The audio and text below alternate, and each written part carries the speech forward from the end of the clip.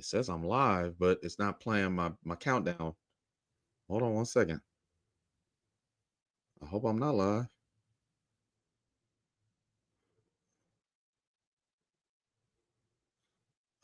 Hold on one second. Let me take myself off.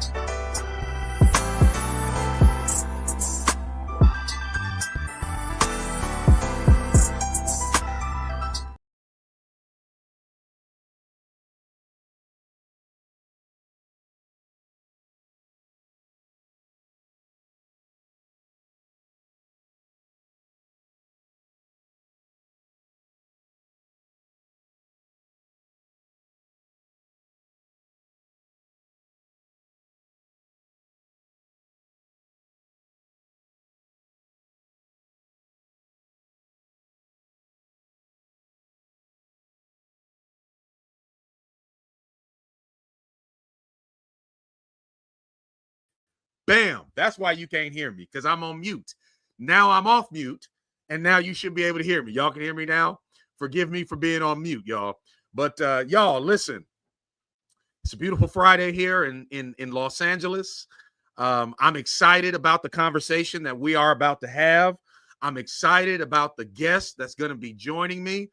If you haven't liked, shared, or subscribed, you need to do that like now, right now. Okay. We're about to have an intriguing conversation. No, I really do believe that this is going to be a great conversation. It is a much needed conversation. As a matter of fact, what you need to do right now is you need to call every pastor, every preacher that you know. Brother Rollins is in. Brother Rollins, good to see you, Doc. Good to see you. Brother Rollins, subscribe to that brother's YouTube channel right there. He has an amazing YouTube channel, great preaching on his YouTube channel. He is a connoisseur of great preaching. And so, hello, Brother Rollins. But again, you need to call every pastor, call every preacher, call every minister. Tell them that we're going to have a conversation that may provide some healing for them.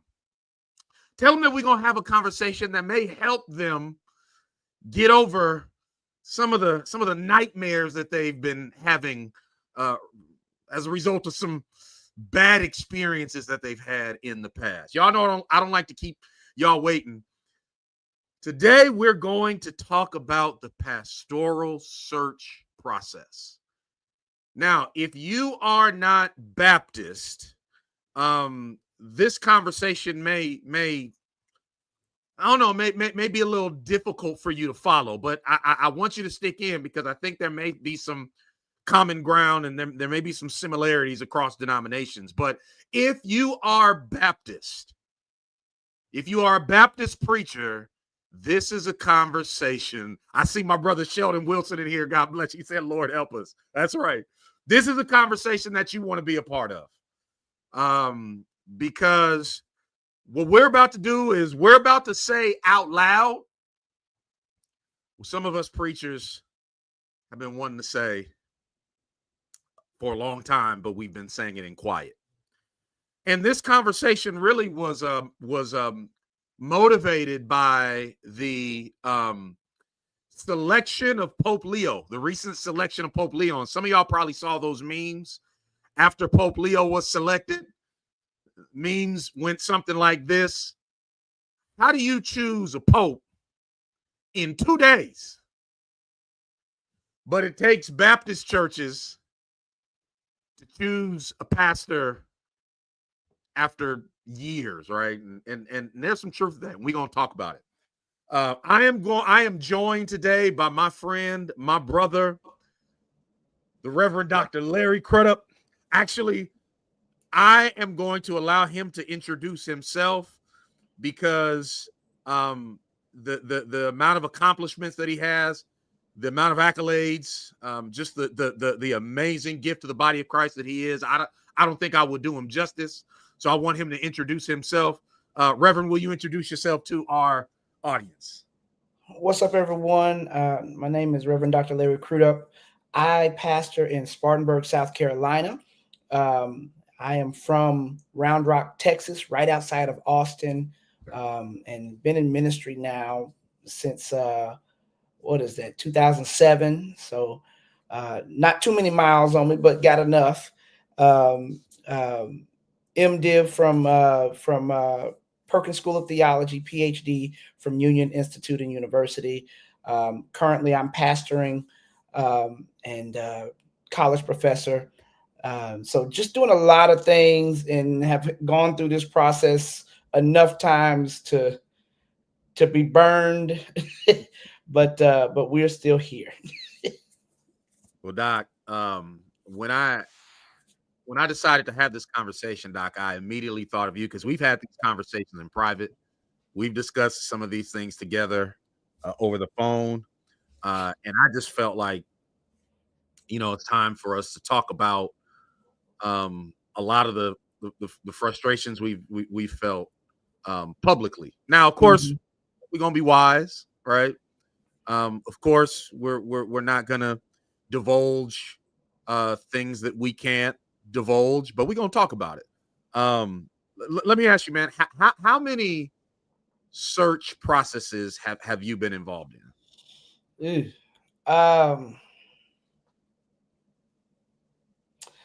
Let's see. It's had to have been since I started looking. And so I started looking for churches. My first church, I started pastoring in 2017. But I was looking for about two years before then. So if you count those, man, it's got to be well over 10, maybe somewhere close to about 15 Wow. that I thought were promising, right? I put in applications to a lot of places, but in terms of actually talking to a committee, it's probably been about that since about 2015. Wow, Doc. So I've been a part of 5 pastoral search processes, and I thought that was a lot, and I thought I've kind of run through the gauntlet in my experiences, Doc. I can't even imagine.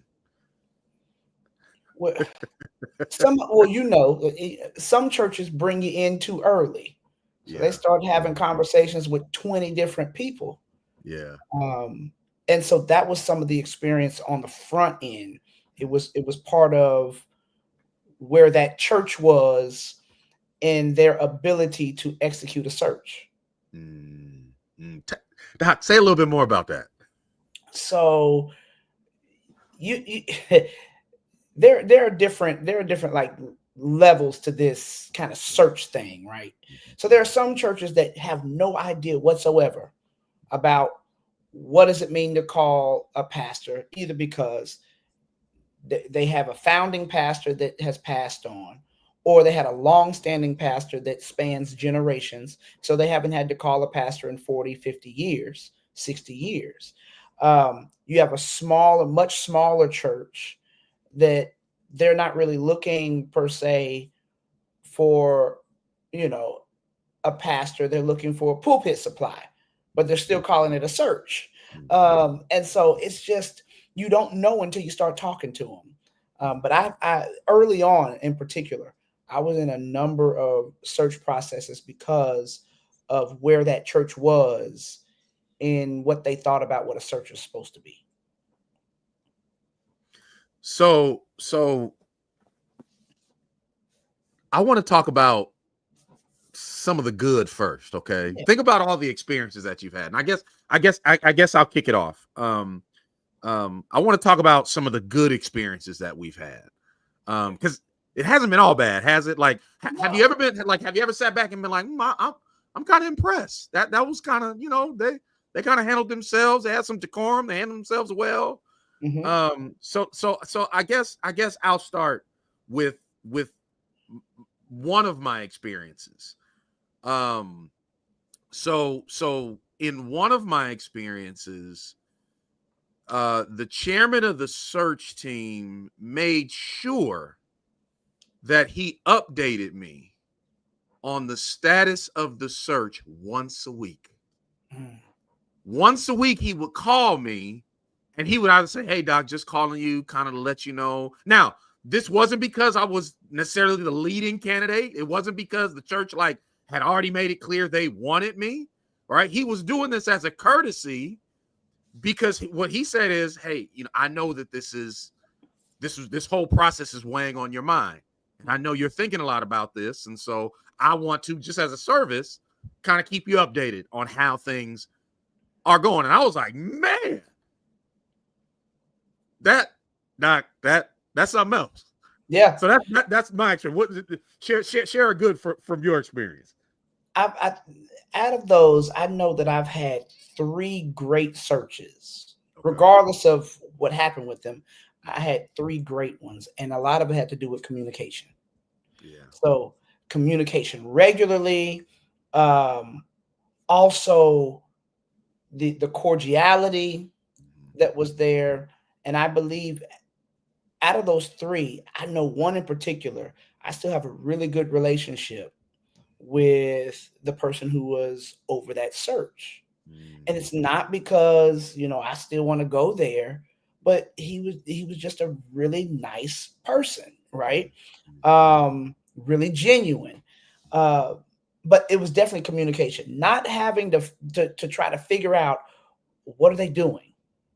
Am I still in the running? Did they get the information? You know, that's nerve wracking, especially because you know that there are people in your life that's going to keep asking you, "Hey, how's it going?"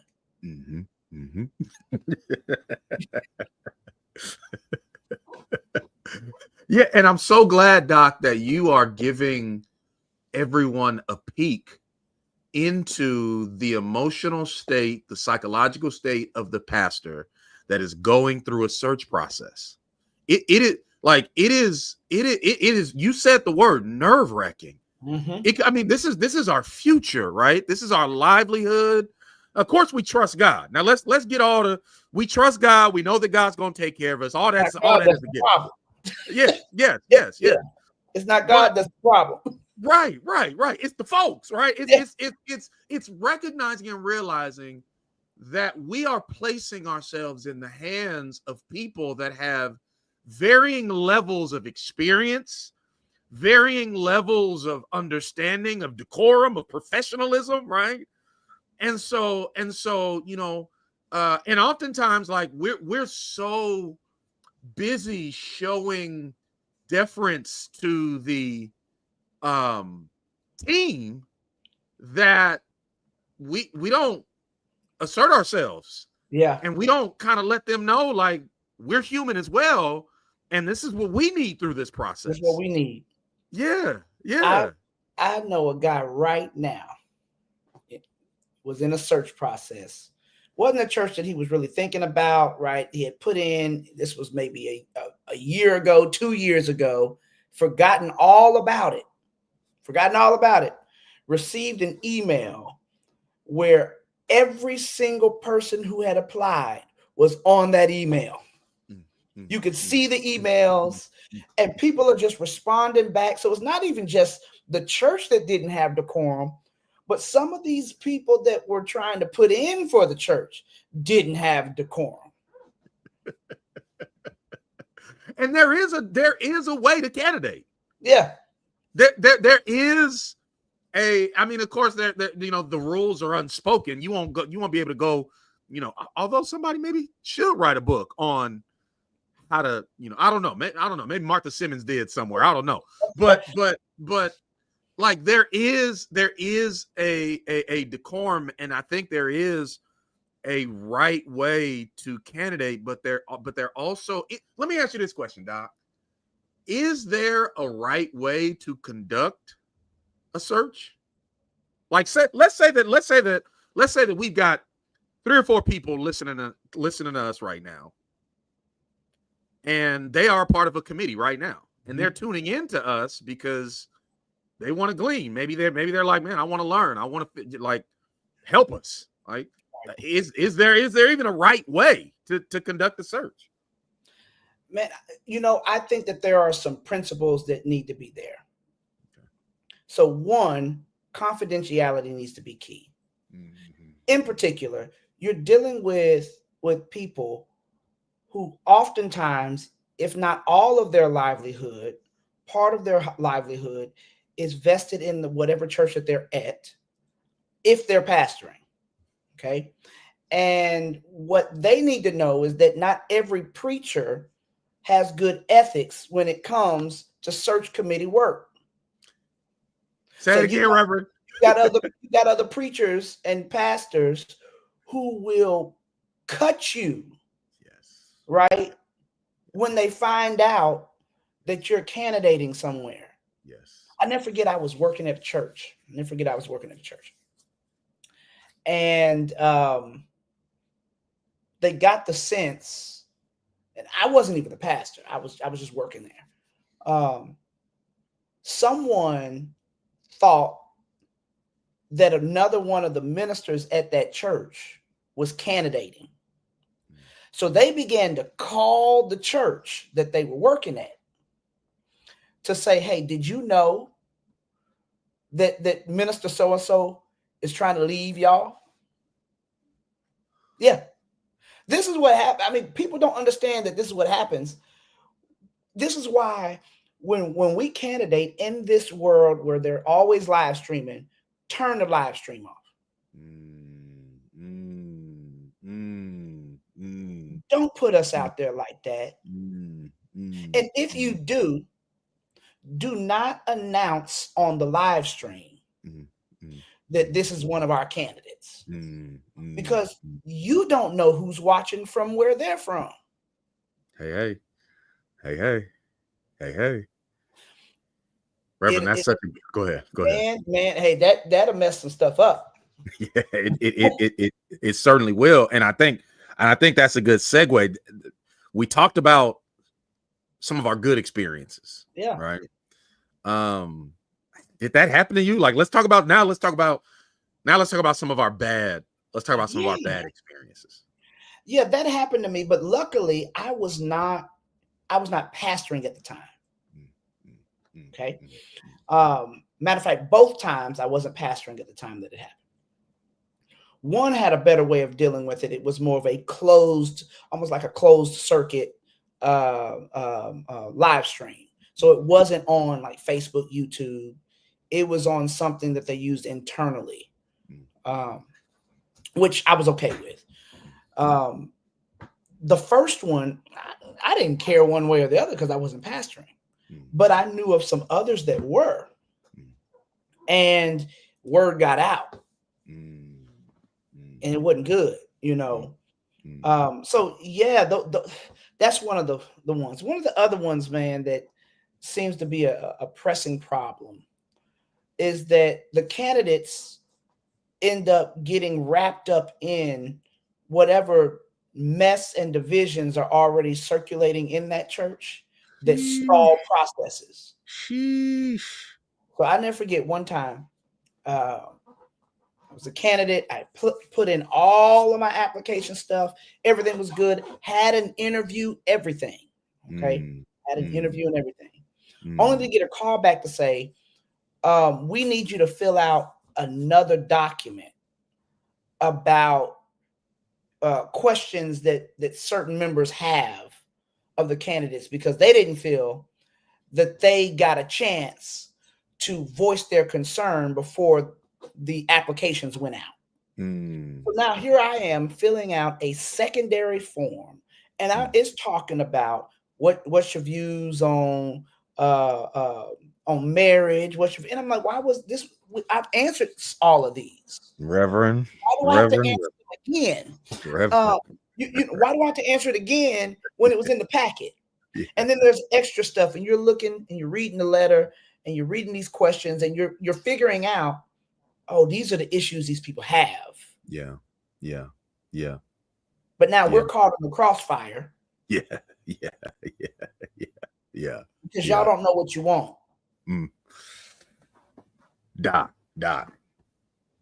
So I'm not gonna say too much, but I'll just say it like this. Churches need to ensure they do the proper vetting on the front end. Now, to your point, it needs to be organized, and it needs to be thoughtful, right? But proper vetting needs to be done on the front end. If people are a part of a search committee and they're strongly considering a candidate, they need to inspect this candidate more than they would a brain surgeon, or more than they would, right? Because if you call someone without proper vetting and without fully understanding who you're calling, it could be detrimental. It could be trouble. And what I find is that let's just say it how it is. Some churches, they're looking for the person that will make them shout. They're looking for the person that can get along better with the seniors, right? They're looking for the person that has a beautiful family. Okay. And all that stuff matters. I'm not discounting that. All that stuff matters. But what matters most is, who is the pastor? Who are you? Right. What do you believe? What are your perspectives? What's your philosophy of ministry?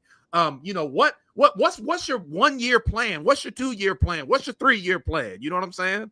If that occurs on the front end, that could save a whole lot of heartache and pain and conflict and dissension on the back end. Yeah.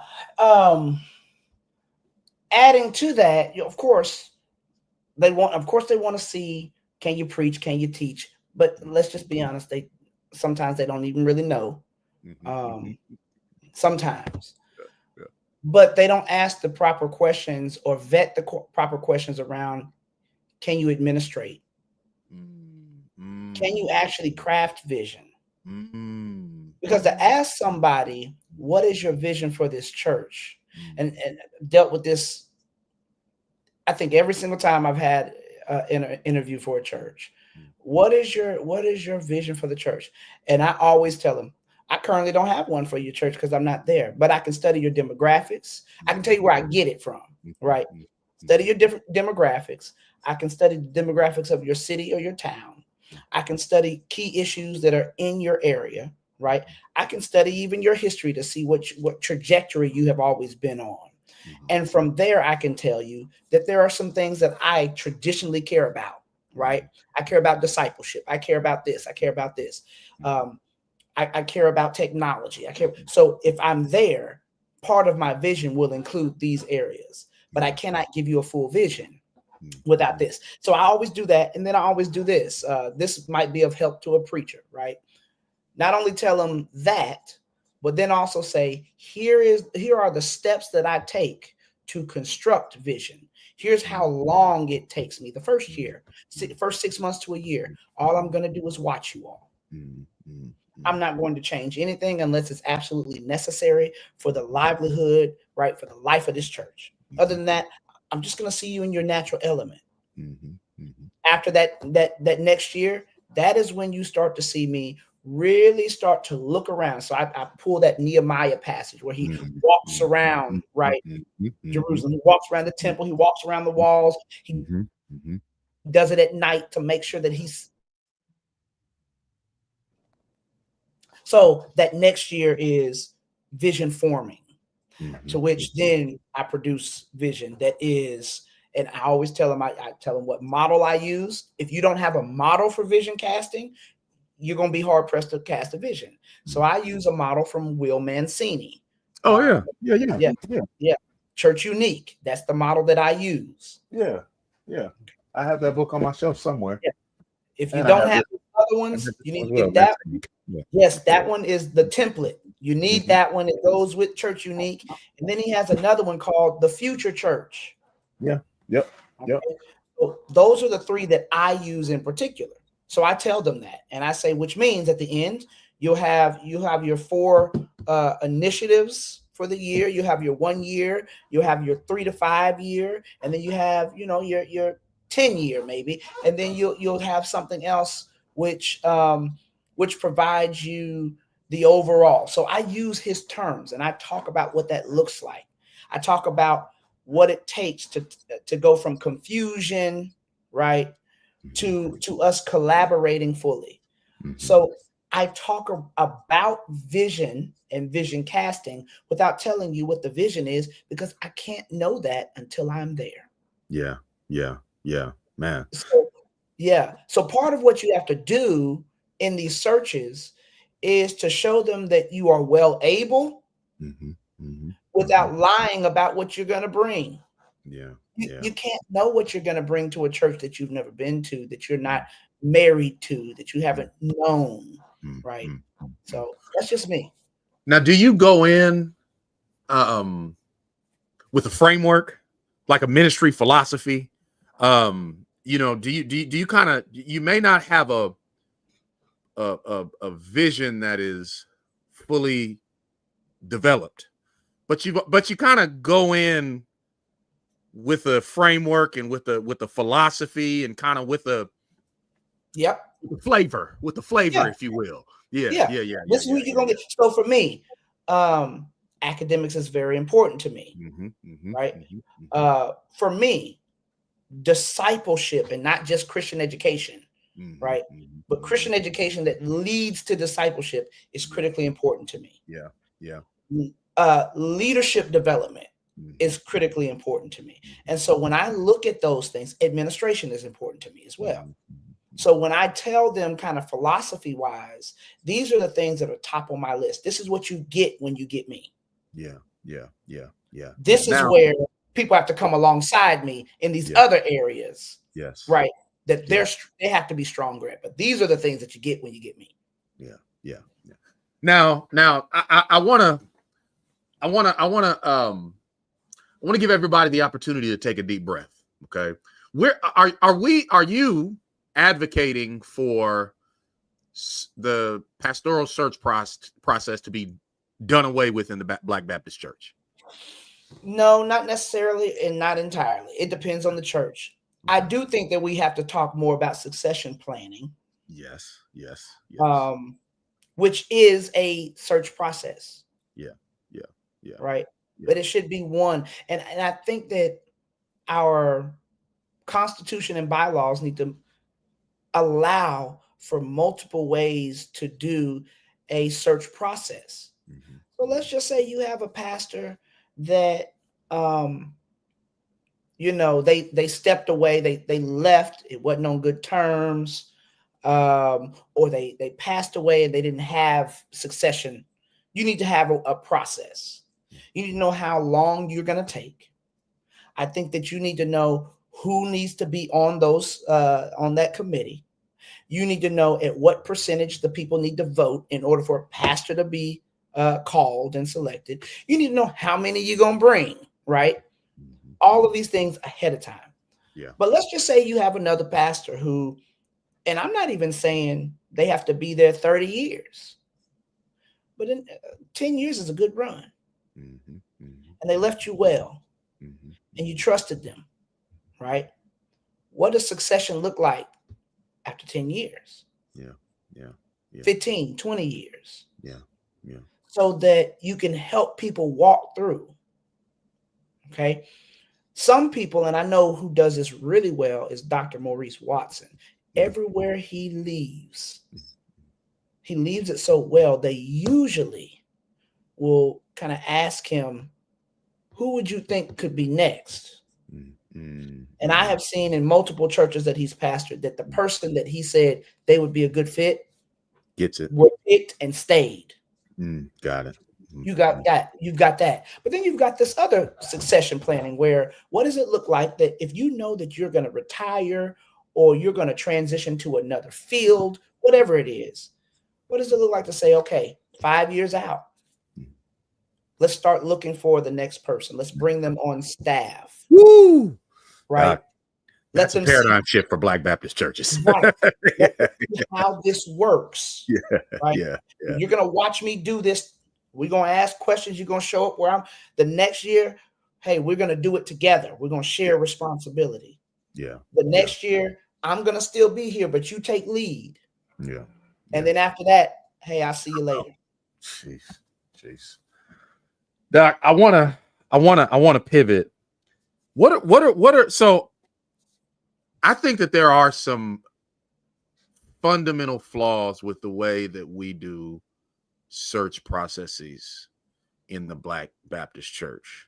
And some of these flaws we cannot do anything about. Well, I'm not going to say we can't do anything about them.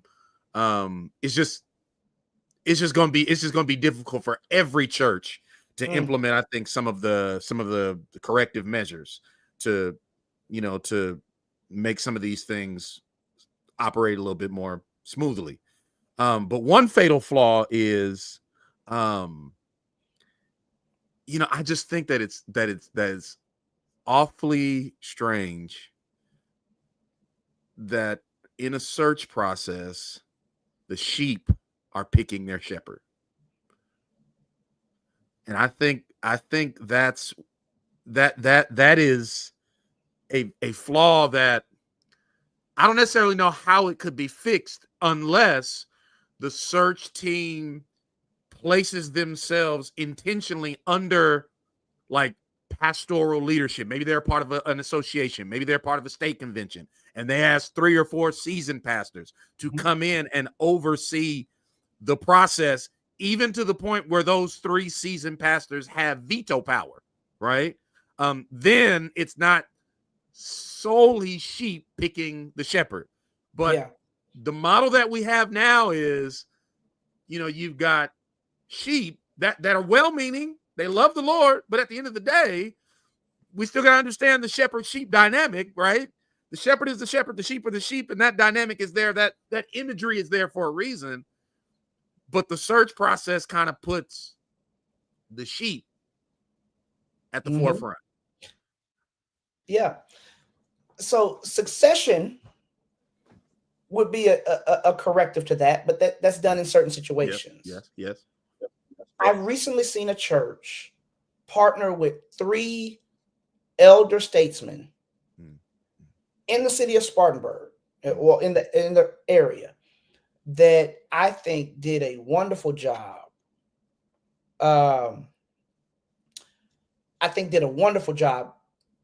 Going through a search.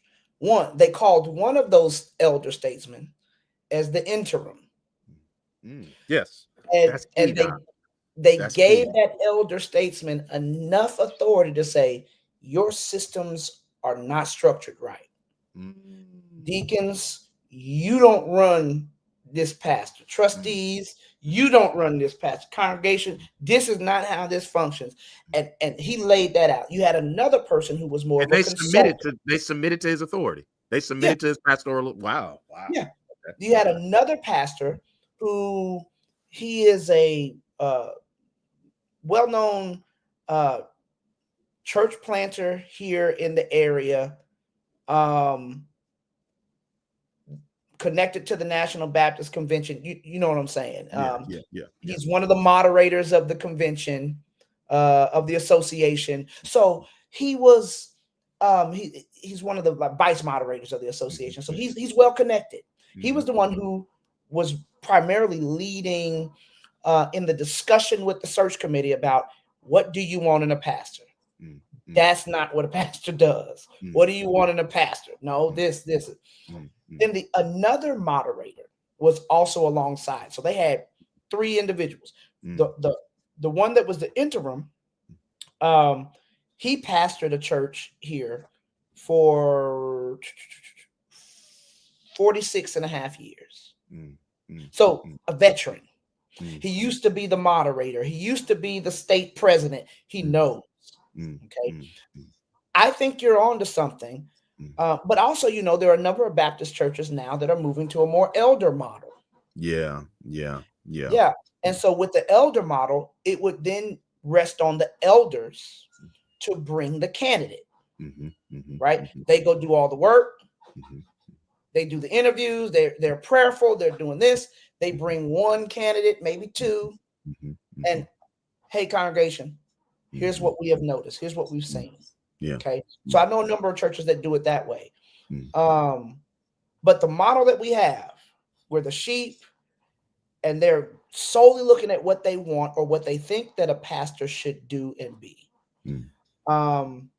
is horrible. I see here in this comment, someone got picked, or someone else was picked, that was 68 years old over this person. I don't know how old that person is. I don't know the credentials of that person, but you and I have seen that part as well. And that is a conversation around what they feel is safer. Yes. They would rather go with something that seems safe or comforting, oftentimes, than branching out.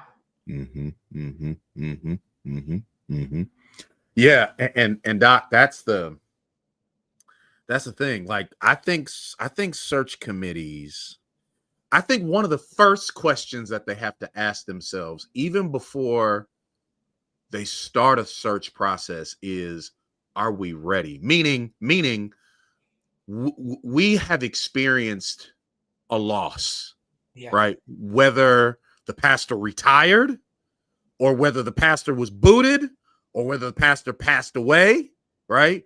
We have experienced a loss. And before we get married again, we have to ensure that we are over the loss that we have just experienced, right? Yeah.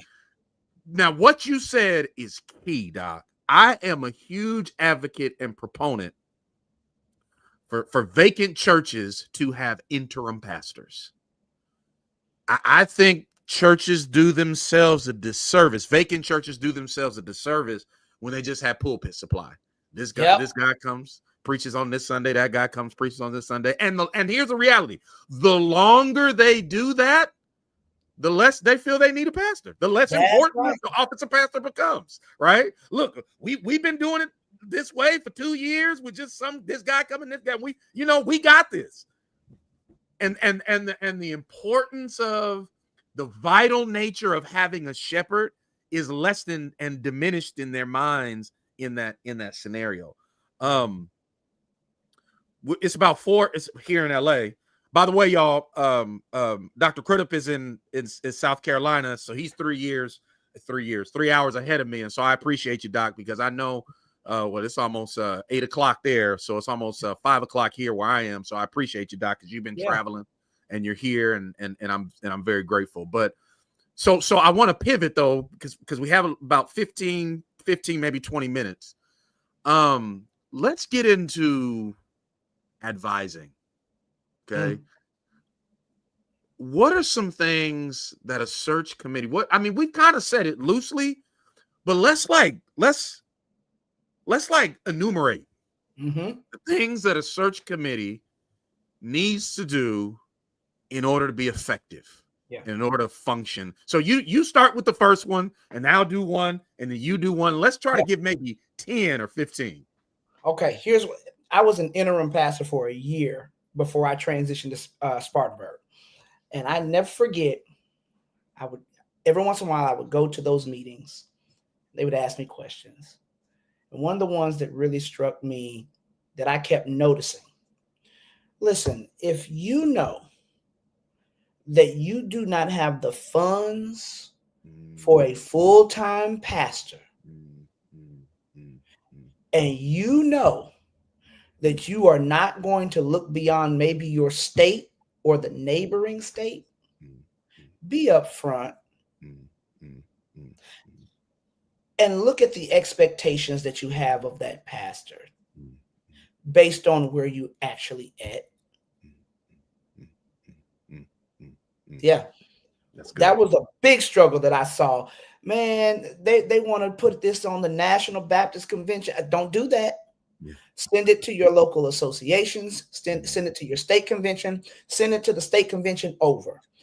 Do not put it on that National Baptist Convention website if you do not want national resumes. That's just me. I know somebody disagree with that. Yeah, no, that's good. Yeah. But if you know that you're going to be part-time, you need to state it. You need to make sure that your money matches the scope of work. And stop putting it out there all over the place. Start locally, then move out. That's good. That's good.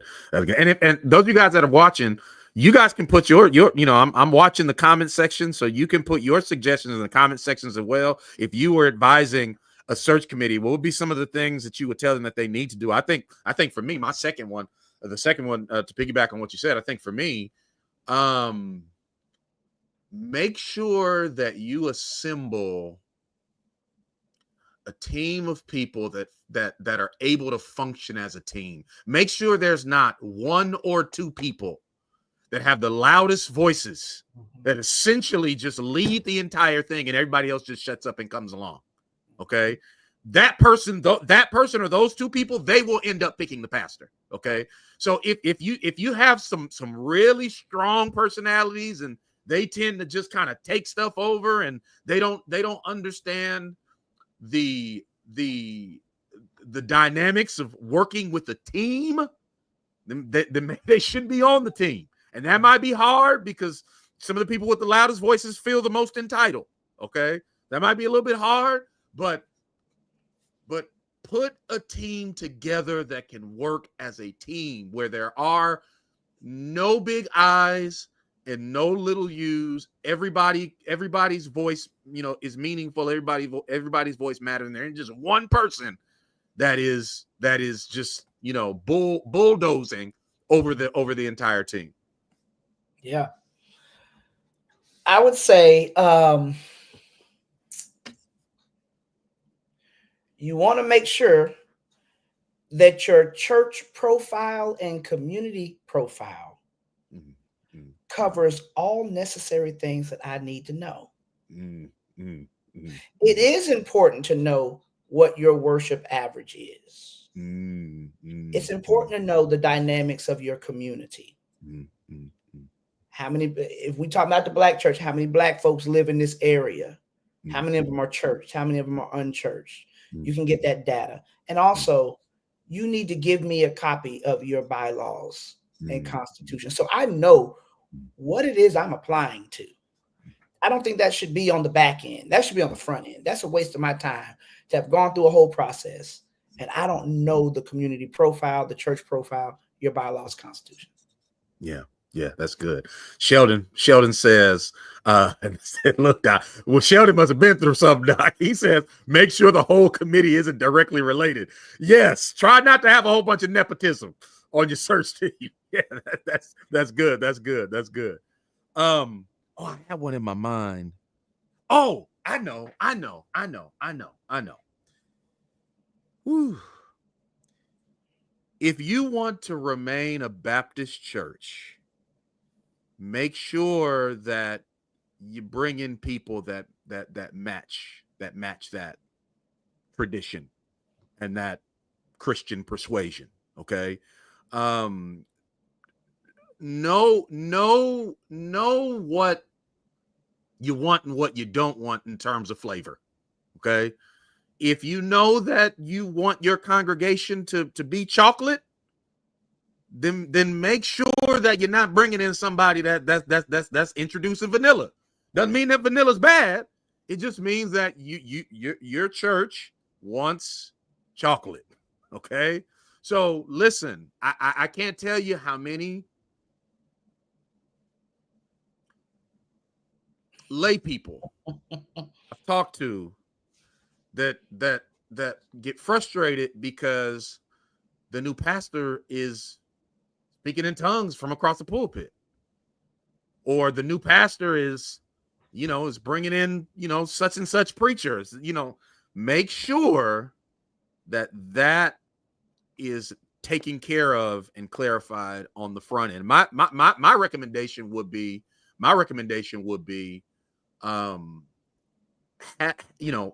have them affirm either the New Hampshire Baptist Confession of Faith.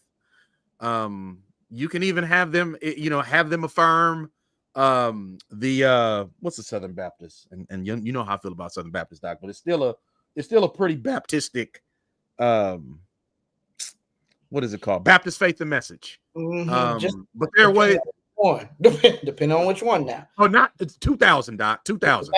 2000. Now also here's also something. Ask them about the church covenant. Okay. If you're a church that wants to keep the church covenant up, ask them about the church covenant.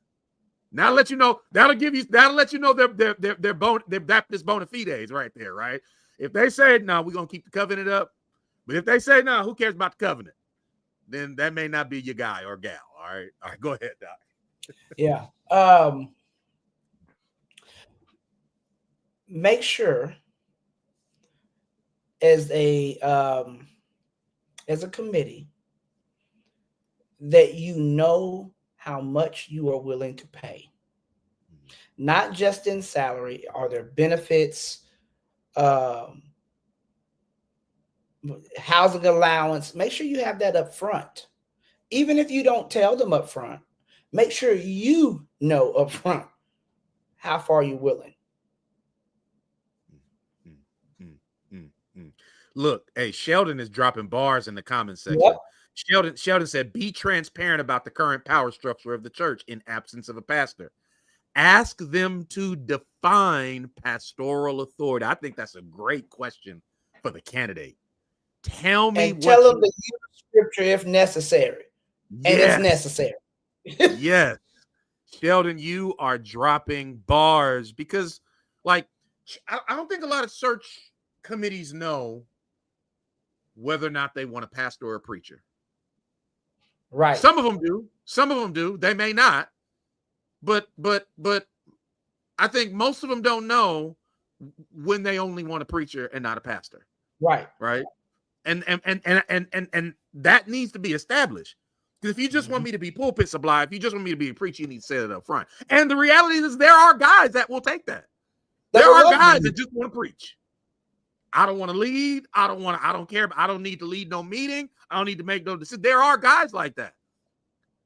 Now, however, search committee, if you're looking for a younger pastor, that ain't gonna fly. Because most younger pastors are going to want a pastor. Most younger pastors are going to want to craft vision. Most younger pastors are going to want to come in and have some type of influence over the culture of the church. All right. So go ahead. Yeah.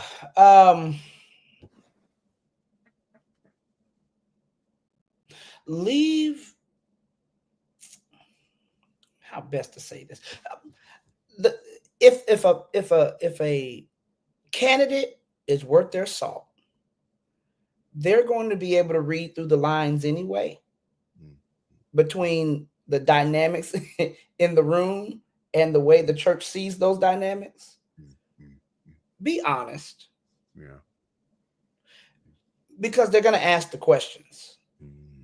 So be honest about where you are so that you don't bring a pastor in under false pretense about the health of your church, about the spiritual maturity of your church, and about what you really need them to do or want them to do.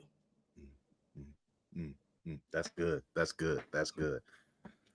I think for me, oh gosh.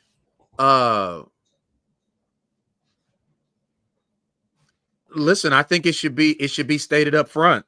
I think it should be stated up front to the search team. If we call somebody and that person is duly elected, and for whatever reason, you're not feeling him, 3, 6, 9 months down the road, we either need to give him an up or down vote, or the people that don't agree with his leadership need to leave, but we ain't gonna devolve into conflict. Okay, we are not with this choice is not going to become a point of contention where we are fighting for years. If this person is called to be pastor and there is dissent, then either if there's a lot of dissent, then we're gonna give them up or down vote. Okay, or if there's a little dissent, then y'all got to leave. But we are not going to stay under the same roof and just be fighting for 10, 15, 20 years after we call a pastor. Yeah. And this is where I would even say the dissent needs to be biblical too. Yes. And or yes. areas around ethics and biblical, right? Mm-hmm. And they need, but you're right. And remember, if you Baptist, you got that Baptist covenant up. It says, it does say about what happens when we can't agree. And it also says about what you should do when it's time for you to leave. That you go and find you another spot. That's good. So now Sheldon is asking the question around handling church conflict resolution in recent times. And then we also said the level of education that a congregation can tolerate. You do want to know, because they're going to ask you as a candidate, how do you handle conflict? But you need to ask them a similar question. You can't ask the same question in particular, because that's going to give them they're just going to respond the way you responded. So you have to have other ways of asking that question, and it might be, hey, what are some recent challenges that you're having, and how are you handling it? Mm-hmm, mm-hmm, It'll give you a good sense of what's going on. mm-hmm, mm-hmm. But let me see. Do I have any other ones that I can like? Trying to think of any. When you do a search, don't just ask them to preach or teach. Be very specific about what you want them to do. So I was and I loved how they did it. I was in a search where they gave everyone the same. They wanted them to teach from a particular theme. Now, whatever scripture you chose to use that, or whatever work you used, that's on you.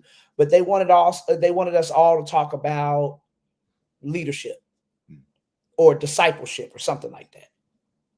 And when a person did not, they asked, why did you not do that? When this is what our request was.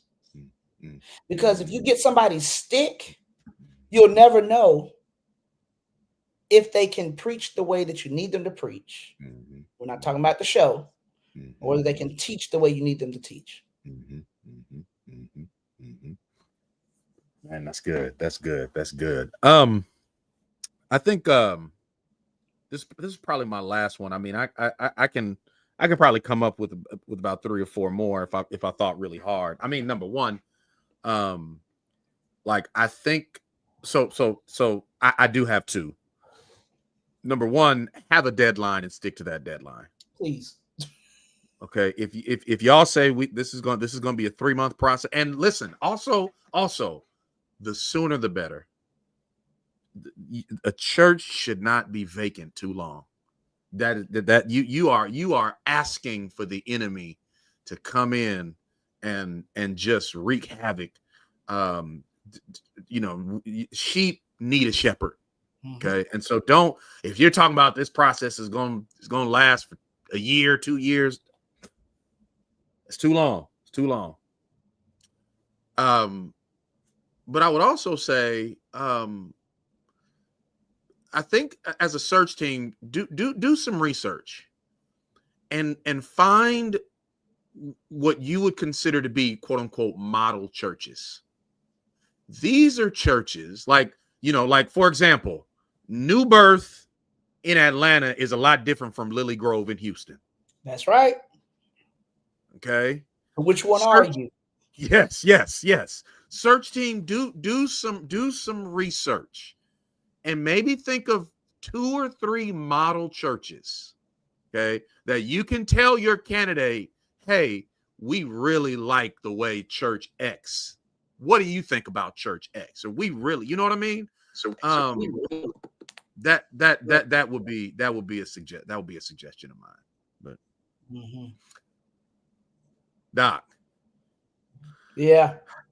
What do you have to say before we go, Doc? What do you have to say to the wounded pastor, man?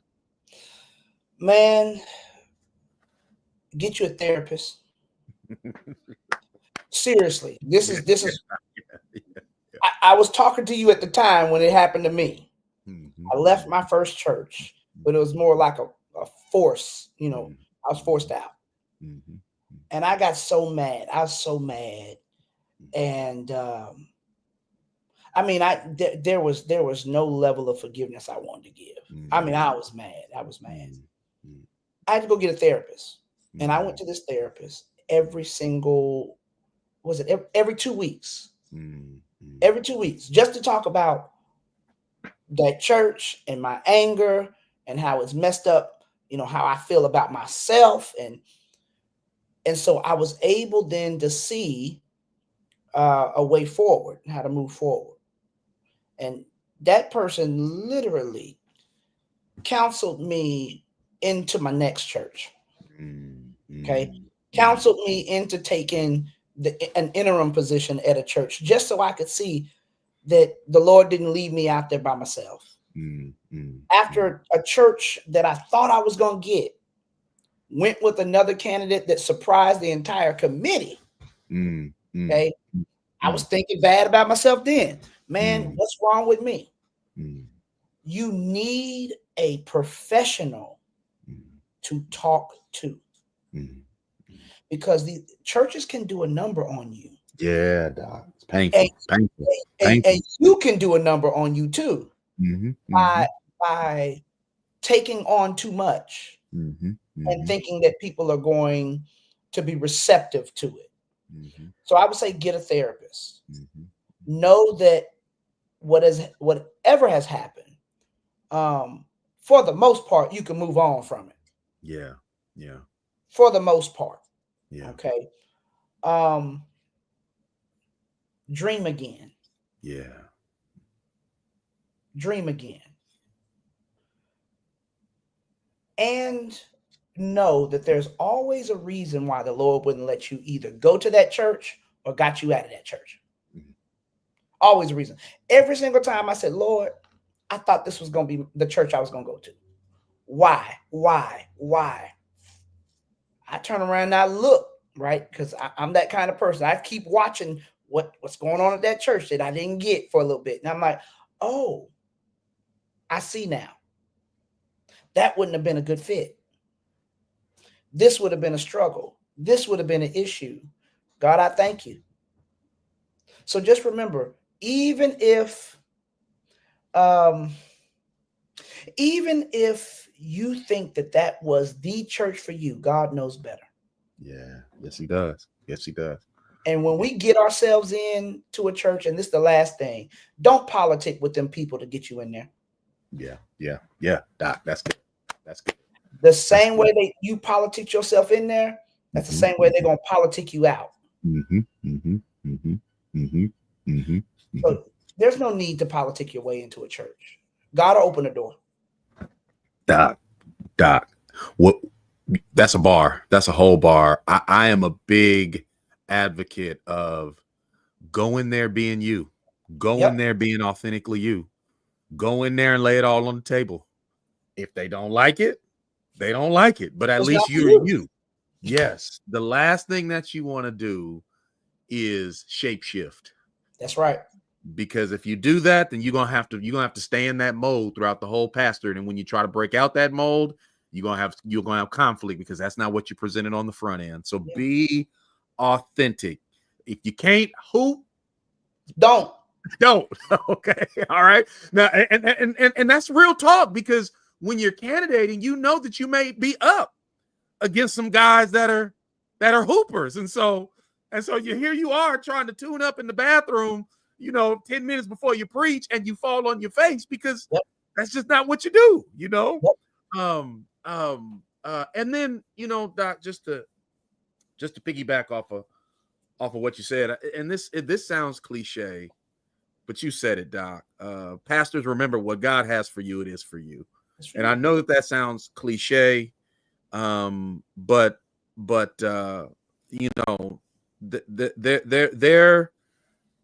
you said that you went through 15 search processes, and you're at a wonderful church. Wonderful church. So what God has for you, it is for you. When you finally get that yes, it's gonna make all of the no's and all of the pain worth it. And so, I just want to encourage my pastor. Listen, if you're a lay person listening, we are real people, and these processes, they hurt. They can hurt. They take their toll. They are mentally, emotionally exhausting. But God is good. God is good. That's my mom, Myrtle Jones. That's my second mom. So she's one of my members here, and she loves her pastor, but I'm also her adopted son. So love you, mom too. But Doc, it's 5:07. We've been on a little over an hour. I don't want to keep people too long. Let's just share some parting words, and then after we share parting words, I have an announcement that I want to make to the audience, and then we gonna head on out. Any parting words? Remember, preacher, you got to know that you're called to pastoral work, because getting a church is not going to place you on the pedestal that you think that it will place you on. It will definitely place you in a guillotine. It'll definitely do that. But remember that pastoral work is a cross that some of us have to bear, but not all of us. So you got to be very, very clear and very sure that God is calling you to that work. And don't go somewhere and God didn't give you peace about it. Yeah. That's all I can say to you. Make sure that you called to pastoral work, not just to preaching. Yeah. Yes. Or to be a minister. Make sure you're called to pastoral work, because it's a guillotine.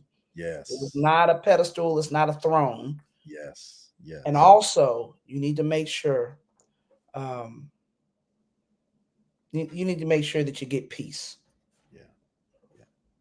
Peace to go to the unknown, because every time God sends you somewhere, you don't know where you're going. You can do all the research you want to.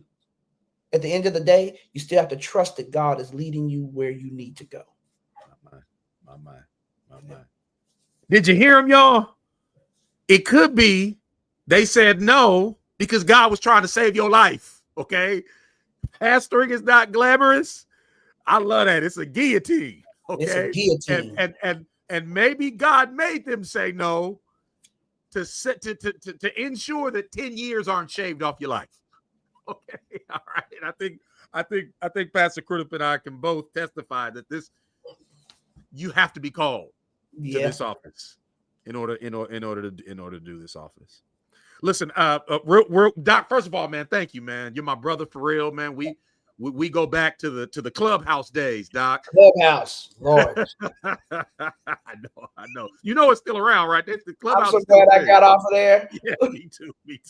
My wife is still on it, Doc. Still on it. You're my friend and brother for real, man. And we've had some good heart to hearts, and we just had another one publicly, and I believe it was beneficial. So listen, audience, I'm fresh out of my association's 96th annual session, and by God's grace, I have been appointed as the dean of the Congress of Christian Education. Really excited about that. Really excited about this new journey. What does it mean? Well, it means that once a month, I'm going to be doing a podcast here on this channel. My association is called the Pacific District Missionary Baptist Association, and I'm going to be doing a podcast on this channel once a month entitled PDMBA and Friends Congress Podcast. And so the podcast is meant for the pastors and the lay people within our association, but it's for everybody. That's why it's and friends, right? And on those podcasts, we're going to be having a very riveting guest. I'm going to invite y'all. Know I have a lot of apologist friends that have already committed to come on, and so look out for those podcasts. As a matter of fact, the very first one that we're doing is going to be on Juneteenth, 7 p.m. Pacific Standard Time. We're actually going to have a watch party. We're going to be watching the documentary that was produced by the AND campaign entitled How I Got Over. The specific episode that we're watching is the Black Church in the Public Square. That's only about a 25-minute long documentary. And then we're going to have a 25-minute conversation about the Black Church's role in the Black freedom struggle from abolitionism all the way to today. Because look, these 59 Afrikaners coming in as refugees should let all of us know that we are still in a freedom struggle today. Okay. All right. So want you to join us for the podcast. Want you to join us for the things that we have up ahead. We about to head out. Stick around for the closing outro clip, because you'll be able to see some upcoming broadcasts that are already scheduled on this channel. If you haven't liked the channel, please like the channel. If you haven't subscribed, please subscribe. We're trying to grow this channel. Y'all, I believe that this is worthwhile content. I believe that this is needed for pastors, lay people. At the end of the day, y'all, whatever we can do to see that the Black church flourishes into the 21st century and beyond, that's what we're doing. All right. So stick around, check this little clip. It'll show you what else we have going on this channel. And like, share, subscribe. Let everybody know that we're having wonderful conversations here on Black Church Chat. So appreciate y'all. Love y'all. Dr. Cruder, thank you, man. Thank you so much. I appreciate you inviting me on. Absolutely. You're my friend and brother. All right, y'all. Appreciate y'all. Y'all take it easy. Bye-bye. Yep.